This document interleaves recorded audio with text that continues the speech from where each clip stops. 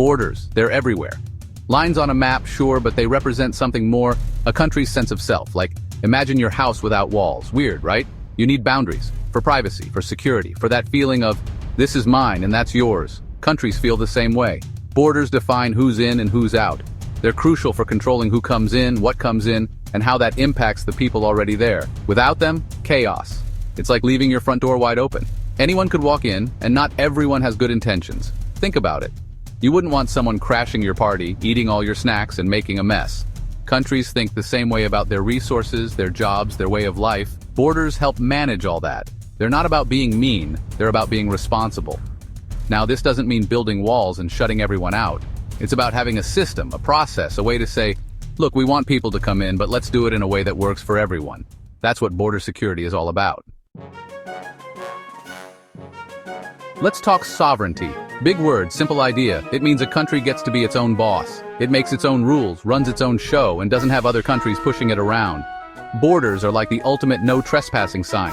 They say, this is our turf, and we're in charge here. Security is a big part of this. Borders act like a country's immune system, protecting it from threats. Think terrorism, smuggling, illegal activities, all that bad stuff. By controlling who and what crosses the border, a country can keep its people safe and maintain order. Without secure borders, a country is vulnerable. It's like leaving your car unlocked in a bad neighborhood. You're just asking for trouble. By investing in border security, think border patrol agents, technology, and yes, sometimes even walls countries can deter threats and keep their citizens safe. But here's the thing. Security isn't just about keeping bad things out. It's also about protecting what's inside. Think about a country's natural resources, its environment, even its culture. Borders help safeguard these things from exploitation and harm. They're essential for preserving a nation's identity and ensuring its future. Okay, let's talk money, because borders have a huge impact on a country's economy. When managed properly, they can boost growth and create jobs. How? By regulating trade and managing the flow of goods. Think tariffs, quotas, trade agreements, all that stuff you hear about on the news. They sound boring, but they have real-world consequences. They can make imported goods more expensive, protecting local businesses and jobs. They can also open up new markets for exports, creating opportunities for businesses to grow and hire more people. But it's not just about trade. Immigration plays a big role too. When people move to a new country, they bring their skills, their energy, and their entrepreneurial spirit. They start businesses, create jobs, and contribute to the economy. Of course, it's not always sunshine and roses. Uncontrolled immigration can strain resources, depress wages, and make it harder for some people to find jobs. That's why it's important to have a balanced approach, one that welcomes newcomers while protecting the interests of existing citizens. So how do countries actually secure their borders? It's not just about building walls, although those can be part of the equation. It's about a multi-layered approach, like a security system for a country. First up, you've got your physical barriers. Walls, fences, checkpoints, these are the most visible signs of border security. They create physical obstacles, making it harder for people to cross illegally. But let's be real, a determined person can find a way over, under, or even through a wall. That's where technology comes in. Think surveillance cameras, drones, sensors, and facial recognition software. These high-tech tools help border patrol agents monitor vast stretches of land and identify potential threats. They're like the eyes and ears of border security, providing real-time information and helping apprehend those trying to cross illegally. But technology can only do so much. You still need boots on the ground. Border patrol agents are the front line of defense. They're the ones patrolling the borders, inspecting vehicles, and apprehending those trying to cross illegally. They're also trained to spot signs of smuggling, human trafficking, and other criminal activities. It's important to remember that border security isn't about keeping everyone out. It's about managing the flow of people and goods across borders in a safe and orderly way. Section 5. The Law of the Land, Immigration Policy, and Federal Agencies. Now let's dive into the legal stuff. Because immigration is governed by a complex web of laws, policies, and regulations.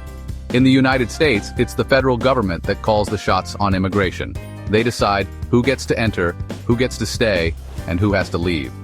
Several government agencies are involved in this process. You've got the Department of Homeland Security, which oversees border security and immigration enforcement. Within DHS, there's Customs and Border Protection and Immigration and Customs Enforcement. CBP handles border control, while ICE enforces immigration laws within the country. Then there's the Department of State, which handles visa applications and issues passports. And let's not forget the court system, which plays a role in immigration cases involving asylum seekers, deportees, and those seeking citizenship.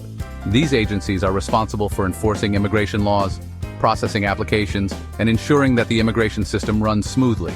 They have a tough job, dealing with a constant flow of people from all over the world, each with their own unique story and circumstances. Section 6. The right way in. Legal immigration and its benefits. Okay, let's talk about legal immigration, because there's a right way to come into a country, a way that respects the laws and benefits everyone involved. Legal immigrants go through a process, they fill out paperwork, they pay fees, and they wait their turn. And you know what? Legal immigration is a win-win. Immigrants get the chance to build a new life, contribute to society, and pursue their dreams.